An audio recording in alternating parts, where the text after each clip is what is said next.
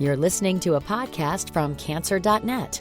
This cancer information website is produced by the American Society of Clinical Oncology, known as ASCO, the world's leading professional organization for doctors that care for people with cancer. A diagnosis of cancer can bring up many emotions and cause stress, anxiety, or depression for both patients and their families. In today's podcast, we'll discuss how seeing a licensed marriage and family therapist can help a person with cancer, how to find a marriage and family therapist, and what to expect from your visits. This podcast will be led by June Foss, who is a counselor at Novant Health Derrick L. Davis Cancer Center in North Carolina, and Cheyenne Corbett, who is director of the Duke Cancer Patient Support Program. ASCO would like to thank Ms. Foss and Ms. Corbett for discussing this topic. Hello, my name is June Foss, and I'm the oncology counselor at Novant Health Derrick L. Davis Cancer Center in Winston-Salem. I'm a licensed marriage and family therapist, and I'm joined today by Cheyenne. Hi, I'm Cheyenne Corbett. I'm with the Duke Cancer Institute. I'm a family therapist by training, and I also lead the supportive care services here at the Duke Cancer Institute. Today we're talking about marriage and family therapy in cancer care settings, and I have some questions here that I'm going to ask of June, and both she and I are going to then talk about our responses to them. June, when should a patient work with a marriage and family therapist? I think first it's important to understand that marriage and family therapists are licensed mental health practitioners with a master's or doctoral degree and a minimum of 2 years of supervised clinical experience. We are trained as family-focused psychotherapists and mental health generalists and are one of the 5 core mental health professionals, along with psychiatrists, psychologists, social workers, and psychiatric nurses. So we are trained to diagnose and treat mental health and substance abuse problems. A patient could work with a marriage and family therapist anytime they're dealing with mental or emotional health issues. This might include anxiety, depression, grief, family issues, end-of-life issues, etc. I can always meet with a person and determine if the issue they're dealing with is one that I can help them with, but if not, I'm a good starting point for them at least. If they present with an issue that's out of my area of expertise, I would just try to refer them to someone who specializes in that particular area. Yes, we also do something very similar. Our therapists work with patients actually at any point in time in their cancer experience. So at any time at suspicion of a cancer diagnosis or post-diagnosis, during treatment, after treatment, survivorship phase, as well as end-of-life issues. Our therapists are trained to work with people throughout or at any point really in their cancer experience. And we know that cancer can be very distressing and things occurred for patients during their experience and their family members. So we're able to help respond to issues that arise during those cancer experiences, but we're also able to help them manage things that are exacerbated by the cancer experience. So June, at your center, from your experience, would one be recommended to a family therapist by their healthcare team, or is there something that patients or family members need to do in order to initiate being referred to a family therapist? Right. Well, not all settings have marriage and family therapists, just as not all settings have psychiatrists or social workers. So like in my setting, I'm the only counselor here, and I just happen to be an MFT. So, of course, that makes the referral to an MFT easy. But if a person knows that they specifically want to work with an MFT and there's not one on the healthcare team, they could certainly ask if one is known in the community. And if not, or instead of that, they can actually look for available MFTs on the AAMFT website under therapistlocator.net, and this will give them a listing of available MFTs in their area.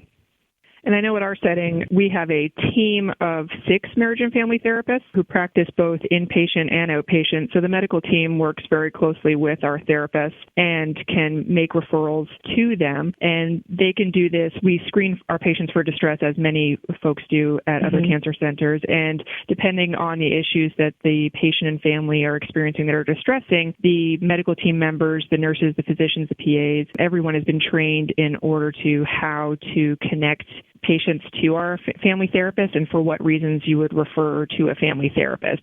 So we're able to connect people that way. And of course, it also depends on if an issue has been disclosed to the medical team members by the patient and family. So if the patient and family disclose a concern, the medical team members can refer. But if for some reason the patient and family is not comfortable disclosing to their medical team. Sometimes we get direct referrals, self-referrals from patients and family members about issues that they're struggling with that they want to talk to somebody about. So we connect them that way. And then we've also used for community providers the same therapist locator on the AMFT website in order to connect people with family therapists in their areas too. I get a lot of referrals from the distress screening, but that's not usually as it's a lot of false positives. And so the referrals I tend to get more are from the nurse navigators or the mid-levels or the physicians. And typically after a follow-up conversation to find out, what's concerning for the patient or family member. We see that too. So what are your thoughts about whether somebody should see a marriage and family therapist who specializes in working with people with cancer, or somebody with a more general family therapy background is also can be helpful? Well, again, I think it's important to remember that MFTs are mental health generalists, so we're trained to deal with many issues. And if a person happens to find an MFT who specializes in working with people with cancer, that's wonderful. However, if that's not available in the patient's particular area or cancer center, I think they should still feel comfortable seeing an MFT, and the training and the skills that they have developed will still serve the patient well. And again, I go back to the AMFT, therapist locator, a great resource again for them finding MFTs who might list cancer as a specialty. And also they can check their insurance company listings of the in-network providers, and often there is a listing of what areas those providers specialized in.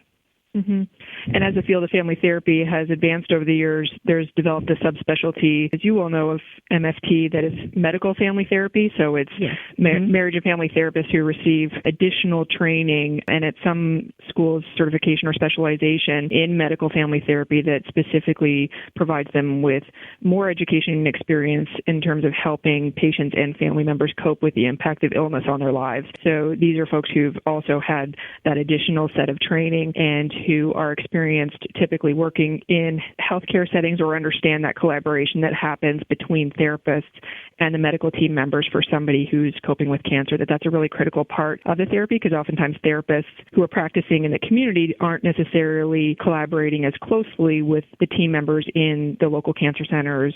And so those people with the medical family therapy background have some specific training in how to do that.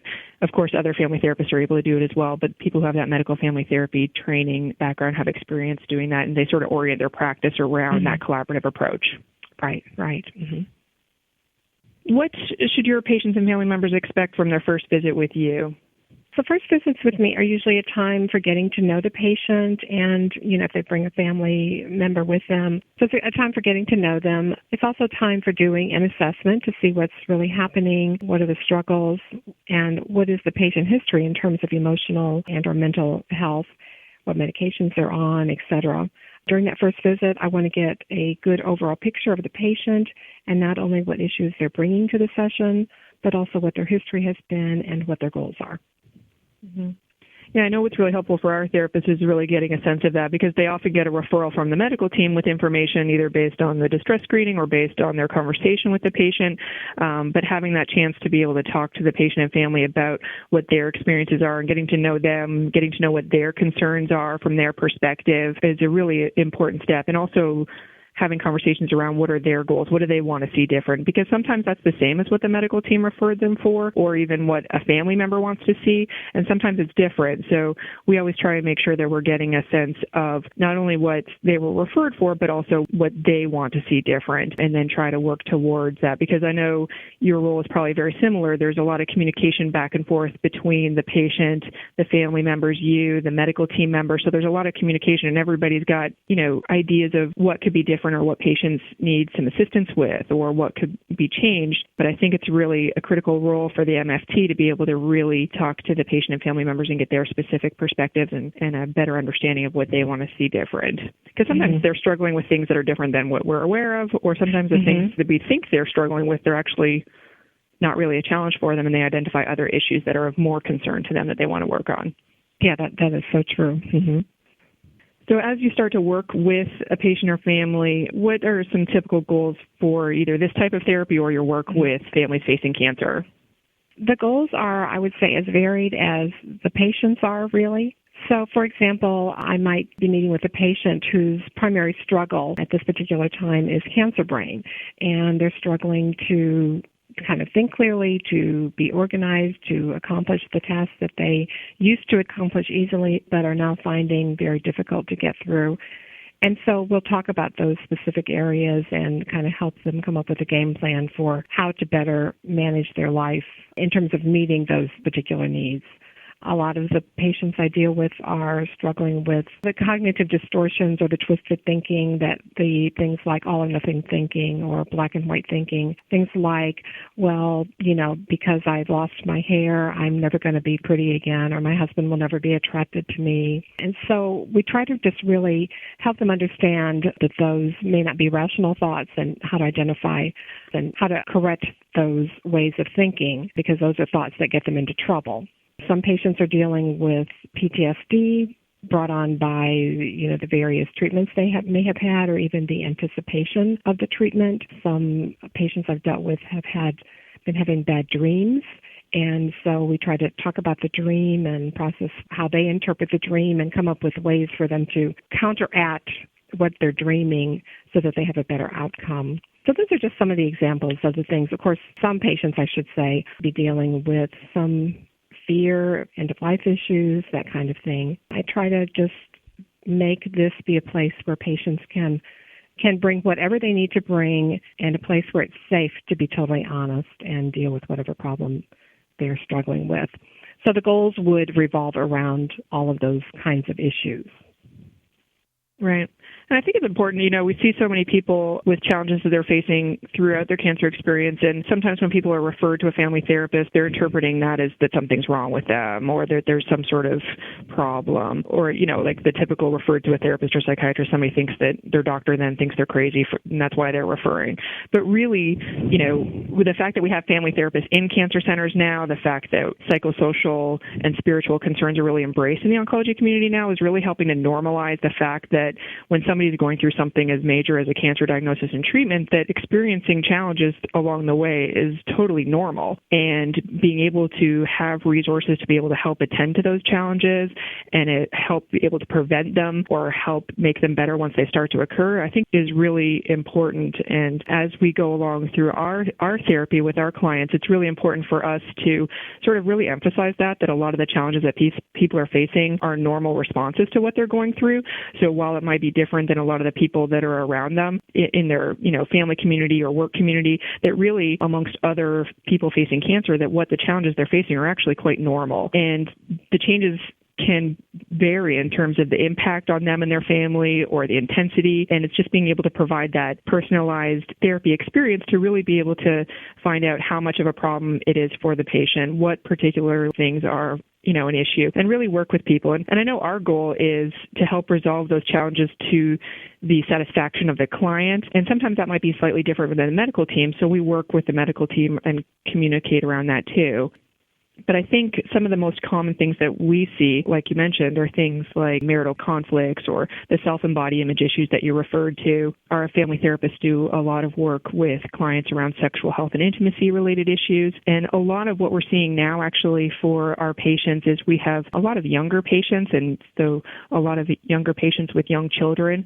So our family therapists with their training and background is really a great fit for that, because they can help these parents talk about parenting with cancer, and they can really help the families cope with the changes that they're going through or the challenges that they're facing, and be able to work with the kids around communication or the impact on the kids too. So I think it's been a unique skill set that lends itself really well to working in this environment, and knowing that a cancer diagnosis really does have a systemic impact on not only the patient and their physical body, but their emotions, like you mentioned earlier, or their family. And for us to be able to pay attention to all those different ways that they might potentially impact a family, I think seeing a family therapist can be really helpful, because they can help pay attention to those different things, is basically what I'm trying to say. And I think it's nice too, because we have our therapists sometimes meet with people one time.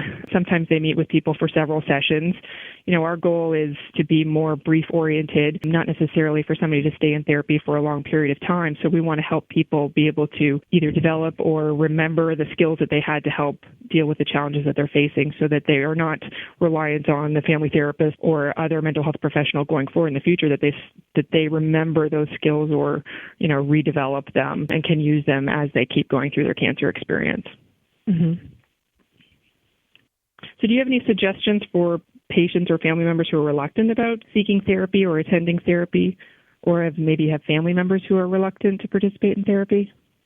I just would encourage them to at least try it. I think if we can get them in the door and we can help them see what it would be like. A lot of people have never done any kind of counseling or therapy, and so they have no clue, and they have a lot of fears about what it might be like or being judged or that kind of thing. Mm-hmm. So I just try to encourage people, just come once and let's just sit down and talk. And we can even talk about what those fears are that are making them reluctant about coming. And usually if we can get them to come one time, they will realize it's not as scary as they thought it might have been. And in fact, a lot of times when people, once they come and then they'll say, oh, I feel so much better. And so that's always, really encouraging then to have a patient or a family member that has been very reluctant to finally come and then leave expressing the help and the relief that they feel. Well, and we see other patients share with other patients and family members that they meet about, if they've participated in either, a group led by a family therapist or sessions with a family therapist, how helpful that has been for them in terms of, communicating within their family or being able to talk about an issue that they were facing that didn't really have anybody else to talk to about. Mm-hmm. And our therapists and most therapists would be, flexible enough to, like you said, be able to address those concerns, but also be able to really focus on the goals of each person in the room. And I think that's, again, one of the things that family therapists have that specialty in doing is that there's not necessarily one person's perspective in the room. We're really inviting everybody's perspective into the room. And so what you see, maybe, I always sort of joke about what you see on TV and in movies, how, everybody's blaming one person in the room, when somebody's going to therapy. That's really not what it's about. Mm-hmm. And it's really about tapping into those resources and strengths of the people in the room and also getting everybody's perspective. So the therapist will really be working to make sure that happens. And so that's one of the things that I think has been helpful for us is that our therapists convey that to people, that they're really looking to get everybody's perspective. And sometimes, it's helping to encourage somebody to come because it might be that they provide a very supportive role in helping somebody else who's experiencing some challenges. So I think always getting that referral to a therapist, for a lot of people, that can be a little concerning. And I think that's why for our setting, it's really become something that's so normal in terms of a referral for somebody to help, that our medical team members really relay that experiencing challenges throughout the cancer experience is very normal. And we have these team members who are trained to help our patients and their family members through this experience and really help sort of connect their patients and family members to us. So when they have their physician or their nurse or, other members of their medical team saying, hey, this is a really helpful service, it's really helped a lot of my other patients, I think that can be very helpful as well, very powerful. Do you find that in your practice as well? I do, actually. I think that's one of the most important things is for the other members of the healthcare team to try to normalize the process of getting help from the therapist and just to encourage them that this is something that will be helpful to you, that will be beneficial. And I think that can also, even if they are frightened or fearful or hesitant, they trust the healthcare provider, and so they will often come and say, well, I'm coming because the doctor said I needed to come. And then once they're in the session, then they realize the benefit that this can be for them. Right. Yeah, and our patients have really talked about how helpful it's been for them. And like I said, sometimes they have one conversation with the therapist, sometimes they have multiple conversations, and that's really driven by the therapist and the client. But the fact that the services are available to them and that they're helpful, something that we try to continue to make sure we continue to do here at the Cancer Institute, is make sure that these services are made a priority and that they're available to all our patients and family members. And we actually, our patient population, many people who come here are local, but we also have people who come from a distance. So we're constantly connecting with marriage and family therapists in our patients' home communities and really establishing them with that, because we think it's a very helpful resource for the families that we serve. Mm-hmm. Right. Well, it's been great talking to you today, June, about marriage and family therapy and cancer care. It has been. This has been really nice to have this conversation and to see, how we are doing something similar and some things are a little different in our settings, but that the role of marriage and family therapists is consistent in terms of what we can offer to our patients. Thank you, Ms. Foss and Ms. Corbett. More information on the role of marriage and family therapists in cancer care can be found at www.cancer.net. Cancer.net is supported by the Conquer Cancer Foundation, which is working to create a world free from the fear of cancer by funding breakthrough research, sharing knowledge with physicians and patients worldwide, and supporting initiatives to ensure that all people have access to high-quality cancer care. Thank you for listening to this Cancer.net podcast.